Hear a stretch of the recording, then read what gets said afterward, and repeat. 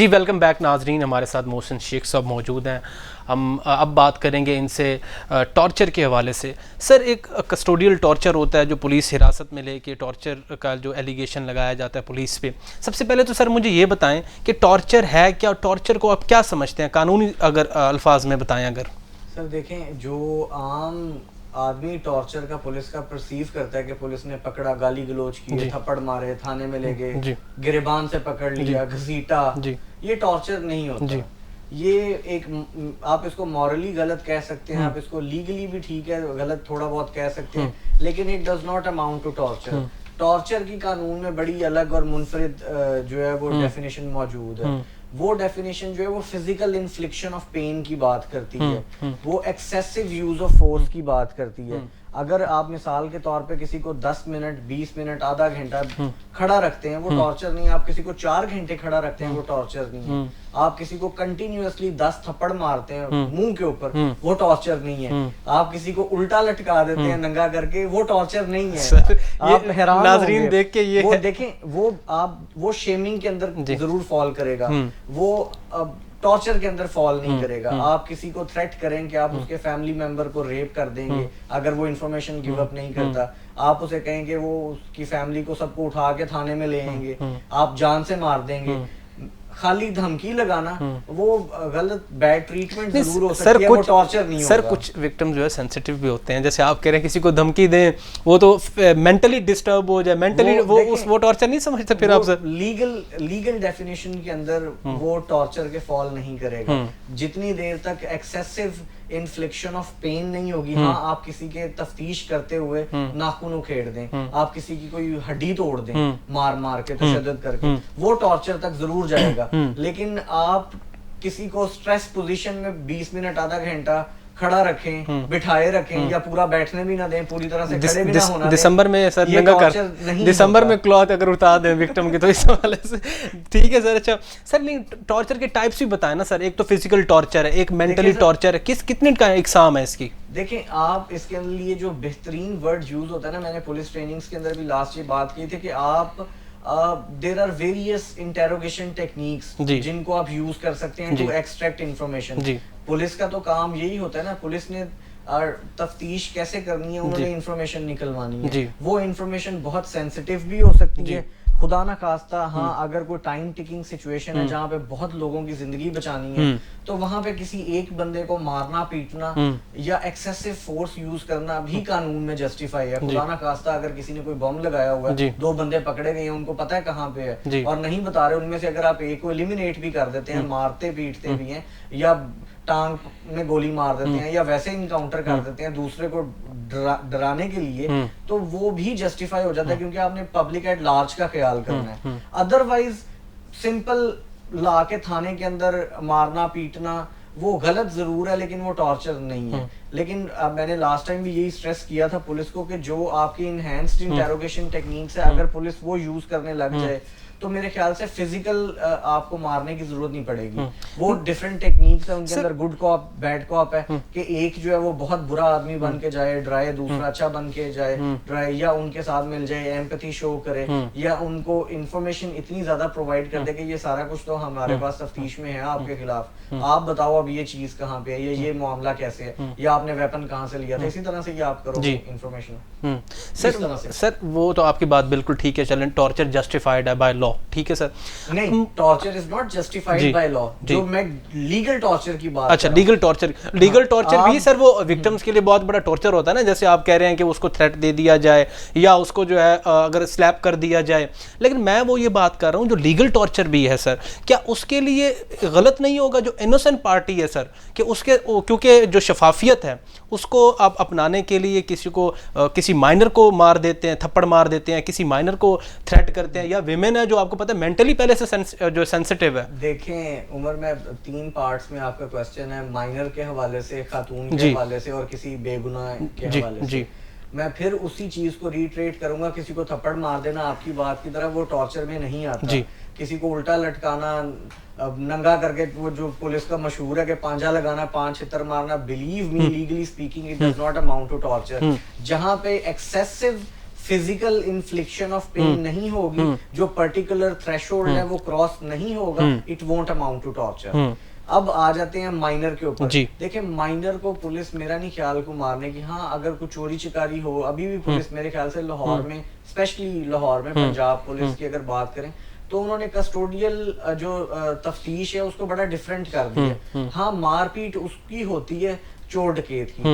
आप अगर murder cases देखो, लड़ाई झगड़े के मामला देखो, वहां पे पुलिस अब उस तरह से जैसे पहले मारा जाता था अब वैसे मारा नहीं जाता।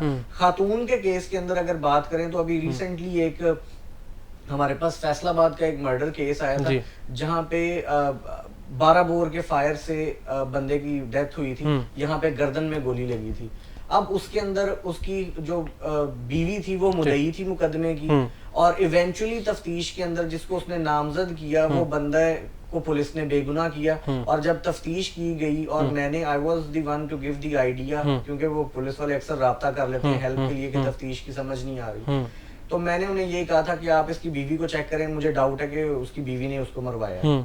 तो एट दी एंड जब वो बीवी को थाने लेके गए, आपकी बात का जो उन्होंने इंटेरोगेट किया था, तो मैंने उन्हें यही कहा था कि आप उनको फिजिकली मारने पीटने की बजाय उन्हें डरा दें किसी एनिमल से।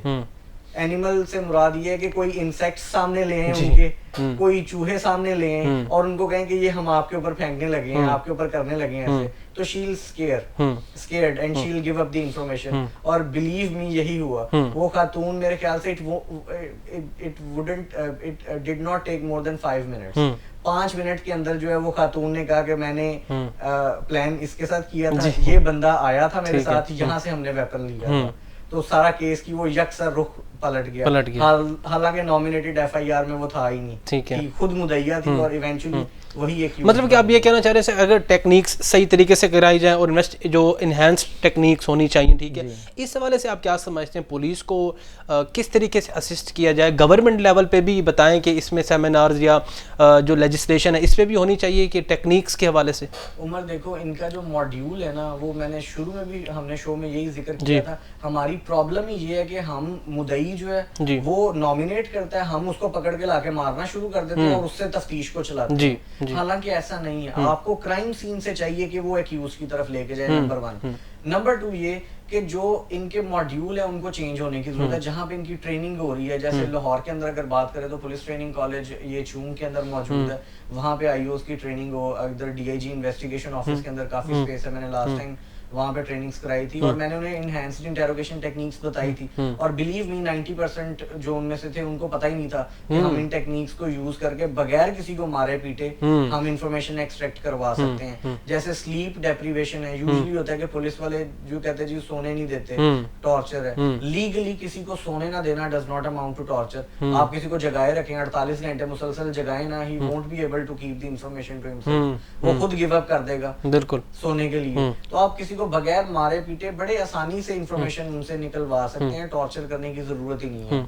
सर पुलिस बाज़ औक़ात ये भी देखने को मिलता है कि पर्सनल हो जाती है उसके साथ, एक्यूज के साथ, तो आप क्या समझते हैं कि जो ये ह्यूमन राइट्स की जो वायलेशन है, ये कभी रिपोर्ट हुए हैं ऐसे केस और पुलिस की अदालतों में भी खिंचाई हुई है? सर हाई कोर्ट की अगर बात करें उमर, तो आपके सामने हाई कोर्ट जो है वो काफी सारे जस्टिस जो हैं इस मामले में हैं कि वो पुलिस का काफी हद तक जो है वो उन्हें अकाउंटेबल ठहराते हैं। अगर हम अनलॉफुल डिटेंशन की बात करें तो 1-2 साल पहले हमारे पास इस तरह से ये कोर्ट राधा किशन का 324 A6 इंजरी के साथ केस था, सर में गोली लगी थी 3 बंदों को, केस हम लोगों ने पूरा किया था। उसके अंदर ये हुआ था जो एक्यूज्ड था उसकी हमने प्री अरेस्ट बेल करवाई, प्री अरेस्ट बेल करवाने के बाद हमने उसे भेजा शामिल तफ्तीश होने के लिए। शामिल तफ्तीश होने के लिए जिस ऑफिसर के पास भेजा उसने उसको रख लिया, उसने उसकी गिरफ्तारी नहीं डाली, उसकी बेल उसने डीएनपी करवाई, डिसमिस नॉन प्रोसिक्यूशन, और उसको मुख्तलिफ डेरों के ऊपर, फैक्ट्रियों के अंदर कोई 12-14 दिन अनलॉफुल कस्टडी में रख के मार पीट के तबीयत ठीक करके उसकी जो भी वो अपनी जुबान में कहते हैं कि जी हमने सॉफ्टवेयर अपडेट किया है या जो भी किया है, at the end believe me आप जो कहते हो ना कि उसको कैसे हैंडल करें, हमने उस आईओ के ऊपर एफआईआर भी करवाई, हमने हाई कोर्ट के अंदर उसकी हेबियस भी फाइल की, हमने मुतलका जो सेशन कोर्ट था वहां पे भी 491 के साथ बेलिफ अपॉइंट कराने के लिए थाने भी छापे मारे, सारा कुछ किया। ऑल्दो हमें बंदा रिकवर नहीं हुआ, लेकिन इन दी एंड हमने उस आईओ के ऊपर एक एफआईआर दर्ज करवा दी थी और खैर अब वो मामला भी डिस्पोज ऑफ हो गया, पार्टीज में जब कॉम्प्रोमाइज हो जाए। लेकिन बॉटम लाइन ये है कि they can be held liable. आप उनके सीनियर्स को इन्फॉर्म करें, आप हाई कोर्ट के अंदर आ जाएं अनलॉफुल डिटेंशन के लिए हेबियस फाइल करें। अगर कोई कस्टोडियल टॉर्चर है, कोई हड्डी टूटी है, फिजिकल इन्फ्लिक्शन ऑफ पेन है, बॉडी के ऊपर लेसरेशंस हैं, नील पड़े हुए हैं, तो आप इमीडिएटली मैजिस्ट्रेट के पास जाएं, उनको एप्लीकेशन दें अपना मेडिकल करवाने की, अपना मेडिकल करवा के लाके उन जो दफात के मुताबिक मेडिकल के मुताबिक होगा आप आईओ के ऊपर पर्चा भी दर्ज करवा सकते हैं जिसने आपको इंटेरोगेट किया, तो किया जा सकता है। लेकिन लोग डरते हैं करने से, क्योंकि पुलिस जो है वो फिर बाद में अब बहुत ज्यादा। सर आपने डेरों की बात की है जैसे, तो आप नहीं समझते एक डेरा पुलिस का वो पुलिस चौकी भी होती है जो एक तो एसएचओ का ऑफिस होता है ना सर, उससे हट के भी एक ऑफिस इन्होंने बनाया होता है, आप क्या समझते हैं वो? इट इज इलीगल जी। देखें हर थाने के अंदर मेजॉरिटी टाउट रखे होते हैं, दूसरे डेरे पे हैं जहाँ पे जाके बैठते हैं, वहाँ पे तफ्तीश करते हैं, बंदे वहीं से ही इन्होंने उठाने होते हैं। बंदा उठाते कहीं पे हैं, पहले 15 दिन 20 दिन उसको इलीगल कस्टडी में रखे, मार के बुरा हाल करके, बाद में जब सारी इंफॉर्मेशन गिव अप हो जाती है फिर जाके उसकी गिरफ्तारी डालते हैं। इट इज अनलॉफुल, नहीं करना चाहिए। मंशियात के केस के अंदर ब्लैकमेल करती है पुलिस आपके सामने। अगर किसी से मिसाल के तौर पे 200 ग्राम चरस निकली है तो उन्होंने कहना है कि हम तेरे ऊपर 2 किलो डालेंगे, लाओ पैसे लेके आओ। ये कॉमन प्रैक्टिस है जी, ब्लैकमेल करना।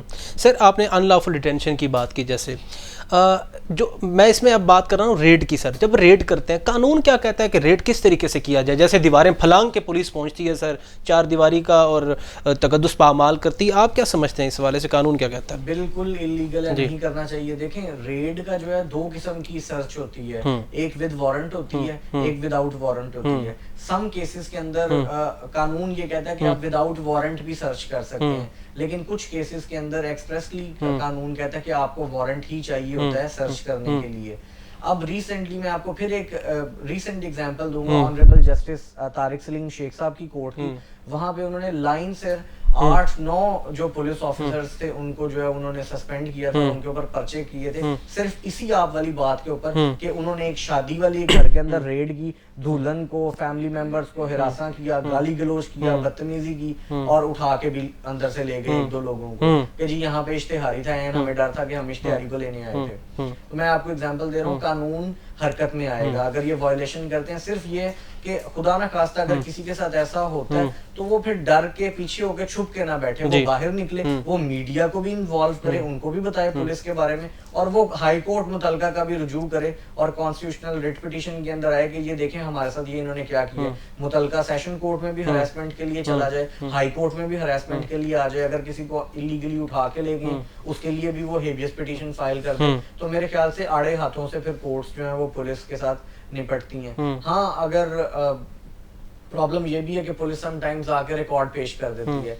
एक बंदा जिसको पुलिस कहीं से उठा के ले गया, अगर उसने गाली गलोच भी की है, दीवारें भी फलांगी हैं, सारा कुछ किया है, लेकिन वो लाके रिकॉर्ड ये पेश कर देंगे जी जनाब ये सीआरओ देखें बंदा तो 40 मुकदमों में मुलव्वस था, 15 मुकदमे डकैती के हैं, 10 मुकदमे चोरी के हैं, इतने जो हैं वो इसके ऊपर 324 की भी 1-2 FIRs हैं, जुआ की है, शराब की है, मंशियात की है। तो वहां पे फिर जजेस थोड़ा सा स्टेप बैक कर लेते हैं कि यार इश्तेहारी बंदा इतनी मुश्किल से काबू आया है, तो अगर हाँ बेगुनाह हो तो डेफिनेटली।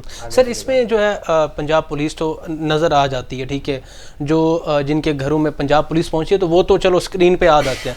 कुछ ऐसे जैसे FIA की मैं बात कर रहा हूँ, नैब की बात कर रहा हूँ सर, तो अगर जब ये इन्वॉल्व हो जाती है, इलीगल डिटेंशन कराती है, ठीक है, और लोगों के घर जा बगैर वारंट के बंदे उठा के आती है, ऐसे केसेस भी कोर्ट में आए हैं, इनके ऑफिसर्स भी कभी आए हैं सर?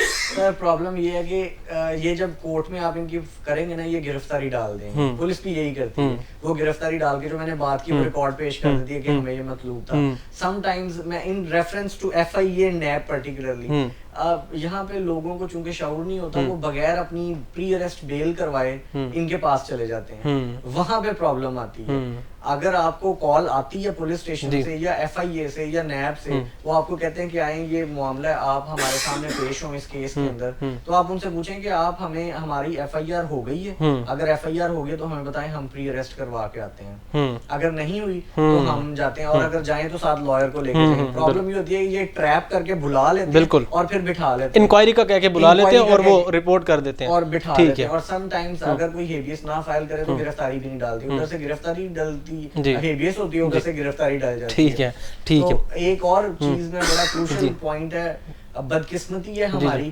कि यहाँ से जब आप समटाइम्स बेलिफ भी अपॉइंट करा के बंदा रिकवर करवाने के लिए जाते हो अदालती अमले की तरफ से कोई ना कोई अंदर से, चूंकि इनकी आपस में भी सेटिंग्स होती हैं, पैसे लेने देने का रिवाज है आपको पता है, तो आप इधर से बेलिफ को लेके जा रहे हैं, उनको पहले इतला हो जाती है कि आपके ऊपर जो है ना अब बेलिफ अपॉइंट हो गया, छापा पड़ने लगा है, तो वो जाने से पहले सारे कागज ठीक कर लेते हैं। ठीक है सर, इसकी आखिरी इसमें मुझे अब रिफॉर्म्स के हवाले से बता दें, खासतौर पे कस्टोडियल और जो टॉर्चर है सर, ये इलीगल डिटेंशन करके, इसमें एक्ट ऑफ जो पाकिस्तान है, जो पार्लियामेंट के एक्ट है, कोई अभी तक बिल बना है, कोई अप्रूव हुआ है सर अभी तक? देखिए अभी जो इसके ऊपर कस्टोडियल टॉर्चर और डेथ से रिलेटेड एक बिल 2022 में आया तो है, लेकिन अनफॉर्चुनेटली लोगों को उसका उस तरह से शऊर नहीं है। दूसरी बात यह है कि जिन लोगों को पता भी है वो लोग बहुत ज्यादा घबराते हैं और डरते हैं कि अगर वो पुलिस के खिलाफ कोई एप्लीकेशन या किसी फॉरम पे जाएंगे तो उसके बाद पुलिस उनका मजीद नुकसान करेगी। तीसरी चीज इसके अंदर ये है कि जो मंशियात फरोश होते हैं स्पेशली या हैबिचुअल ऑफेंडर्स होते हैं, जराइम में इन्वॉल्व होते हैं, वो भी पुलिस से दुश्मनी नहीं करना चाहते। अब दूसरा जो है, अगर जो फाइनेंशियली कुछ लोग हैं वो अफोर्ड ही नहीं कर पाते डिफरेंट फॉरम्स के ऊपर जाना और उसको रिपोर्ट करना और उसको कंटेस्ट करना और फिर कोर्ट प्रोसीडिंग्स में जाना, it becomes very expensive and time consuming. चौथी चीज ये है कि जिसके पास सारा कुछ वसाइल भी हैं, वो अफोर्ड भी करता है, वो चाहे तो उनका FIR उनके ऊपर करवा भी सकता है, वो फिर भी स्टेप बैक इसीलिए कर जाता है कि यार कौन टाइम वेस्ट करे, इन्होंने तो बहुत तंग करना है। क्योंकि अकाउंटेबिलिटी तब होती है जब आपकी अकाउंटेबिलिटी कोई और करे। अगर आपकी अकाउंटेबिलिटी आपने ही करनी है, आपके सीनियर्स ने करनी है, definitely they will oblige you and give you favour. Thank you sir, हमारे प्रोग्राम का ख़त्म हो जाता है वक्त सर। Thank you so much for giving me time sir. जी नाजरीन, आपने तोसिन शेख साहब की बातें सुनी, ख़ास तौर पे रेप के केसेस के हवाले से और अनलॉफुल डिटेंशन के हवाले से, फिर कस्टोडियल टॉर्चर के हवाले से। इंशाल्लाह एक नए मेहमान के साथ, एक नए गेस्ट के साथ आपसे फिर मुलाकात होगी। अपने मेज़बान उमर शरीफ लिगारी को इजाज़त दीजिए। अल्लाह नेगहबान, पाकिस्तान जिंदाबाद।